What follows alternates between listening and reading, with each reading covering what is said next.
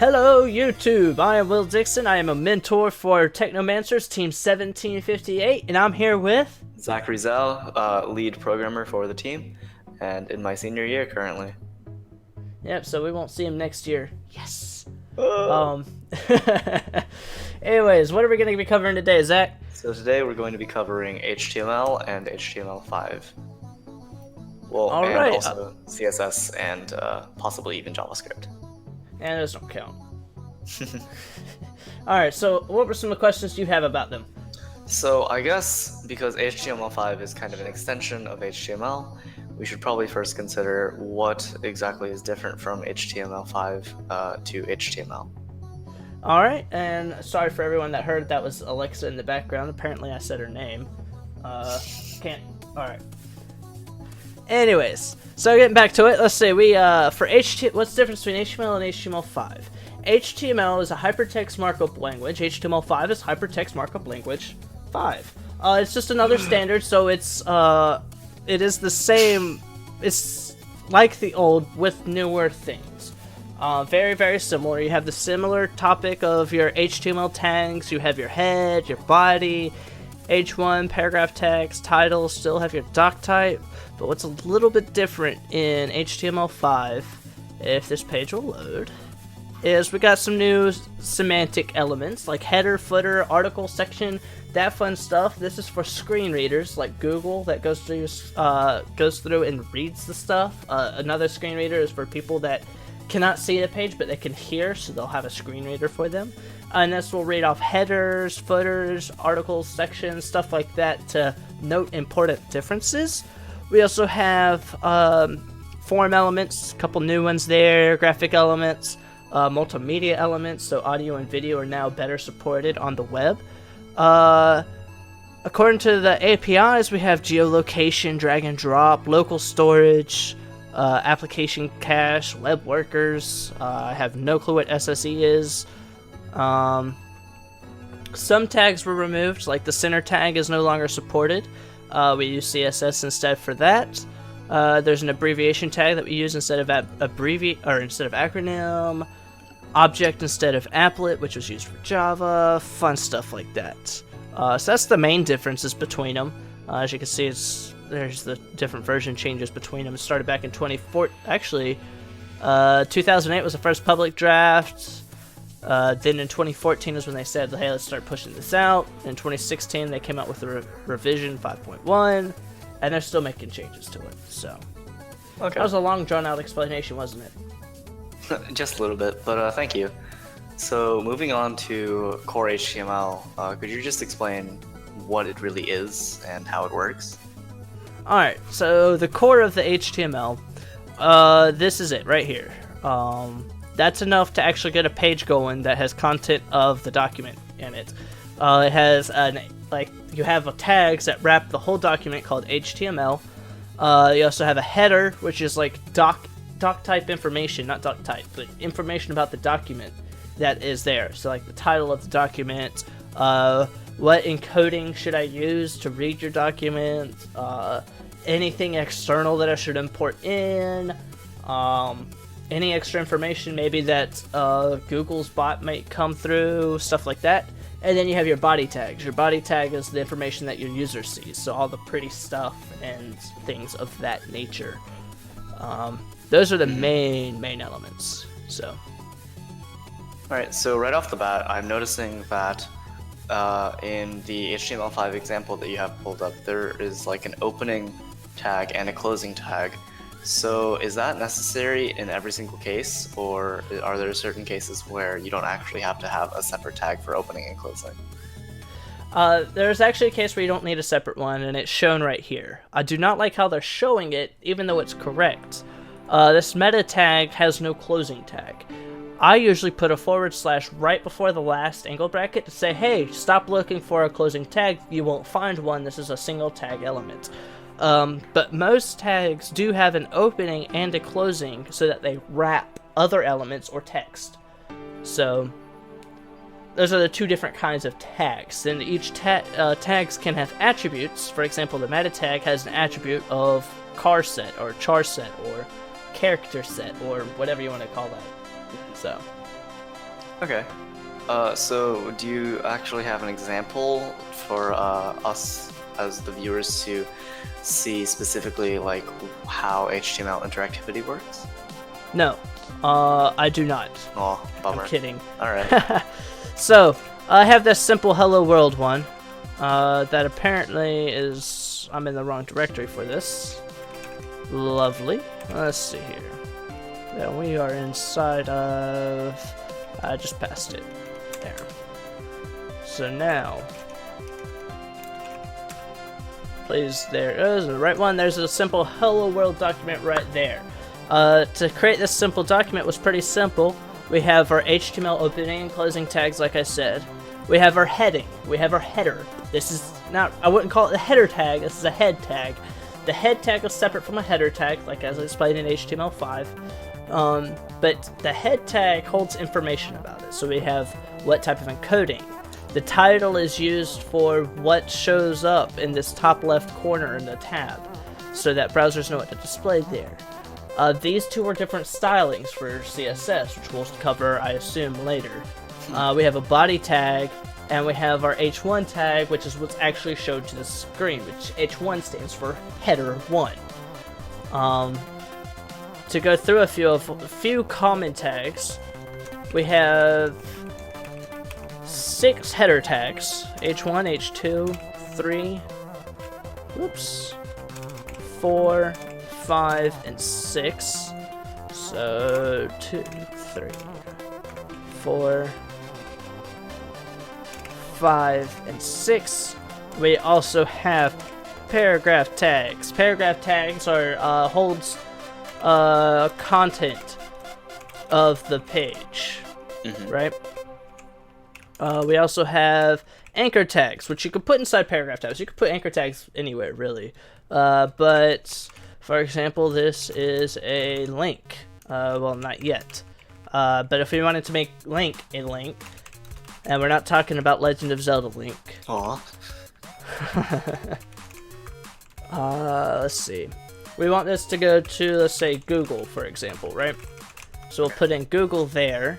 And then also, while I'm in here, let's talk about white spaces. White spaces are the spaces you don't see, which will have a white background on a default screen, commonly known as white space. So a space is a white space and is accepted by HTML. But some of the few things that don't is multiple white spaces in a row are not counted. So no extra, and then I'll just put a bunch of spaces, white spaces here. And you'll notice how it's all spread out on the screen, but whenever I render it on the browser, completely different. Same with line breaks. White breaks count, line breaks count as white space. So no line breaks here. And we'll close that paragraph tag.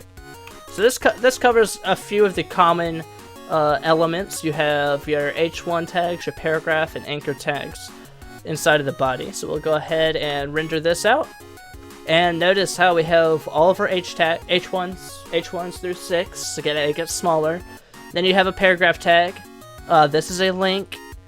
No extra white spaces here. Even though I've pushed space a bunch of times, notice it's still that one single space there. And no line breaks. Again, line breaks are white spaces. Something to note though is, how did I get all these on a separate line? And it's because the paragraph tag actually does break lines, and that's how you break lines specifically. If you want to break a line without creating another paragraph though, we'll get rid of no to actually make sure this doesn't lie. We call breaking tags. And notice how this is a single element, so I add that backslash right before the closing angle bracket so that the browser knows not to look for any more of those tags. We'll refresh it, and then you'll notice line breaks here changed. So Okay. that was a lot in one go. Alright, thank you. So you mentioned earlier how you actually had 2 methods of holding CSS for an HTML file in the example that you have currently. So are there more, and could you talk about just how CSS incorporates into HTML? Alright, so currently you're seeing 2 different ways. There's actually 3 ways. There may be more. I only know of 3 ways. If you know more ways... Oh, I guess there's a 4th if you include JavaScript. But 3 ways that most people use. You have your inside of a separate file, which is currently empty. You have in the header inside style tags. But then you also have them on the tag itself. So, let's see. In the main one, let's just do inside the whole body. We're gonna do color red, so that all the text turns red. Inside the styles, we'll have all the paragraphs actually have a color of blue. But then I want header 1 to have a different color, so I'll do style equals color of... Oh, there is a pink. Sweet! Anyways, that pink you're probably not going to be able to see though, because it's a pretty light colored pink, so... purple. Because I'm pretty sure they don't have magenta and all those other fancy colors that aren't really colors. Anyways, so you notice, we told... there we are. We told everything to have red text, right?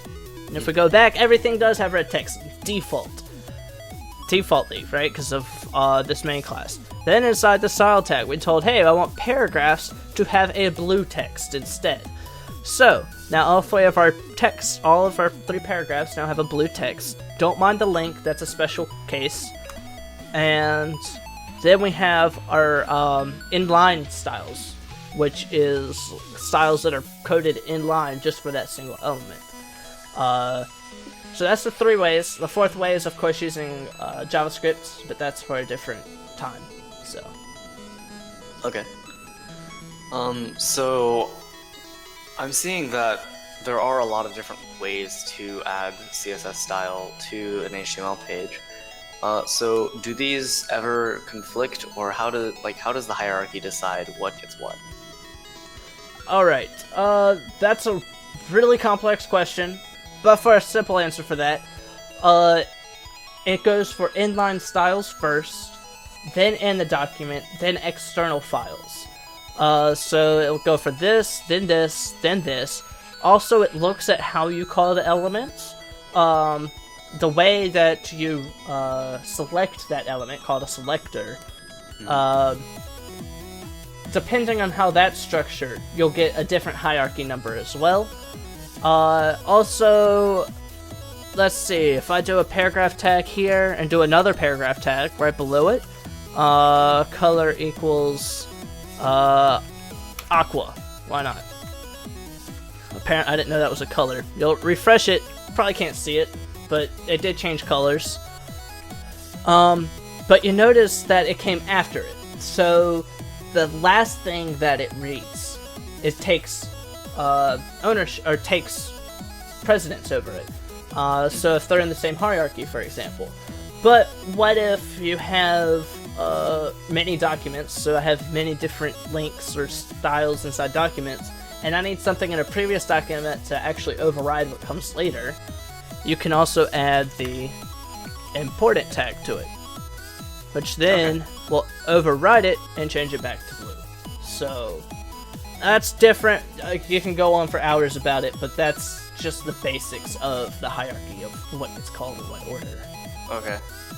And I read somewhere specifically about how in HTML and CSS you can use these things called, well, you can use these attributes called class and ID to actually add specific CSS styling to certain tags and certain objects. Could you elaborate on that? I sure can. So an ID is an identifier for an element. In HTML, you should only have one element with that ID. I'm not saying you can't, and the page will still render the same, but in practice, you should only, it's an identifier for that one element, not for all elements. If you need to identify multiple elements of a certain type, you call them a class of a certain class, right? So let's see. We want we'll call this a class of the main content. Shouldn't use main as a class name, but we will. Just for an example reason. So we have our first and third paragraph, and we'll also have our main here. Now I'm actually going to get rid of this. I'm going to get rid of this aqua and get rid of this important so I don't override it. And I think I'm going to run into an issue here, but I don't know. We're going to change this to chartreuse. What? Okay. Alright. Exotic. We're going to go with chartreuse. Let's go. And then we're going to have this as an ID as subtitle, because it's not the title, but we can do it. And you'll notice how, well, there we are.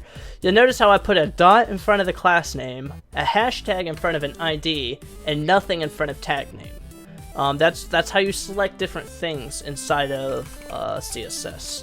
So what other colors do we have? Tomato. I probably won't be able to tell the difference. I did not know there were this many things inside of CSS. I'm kind of enjoying this.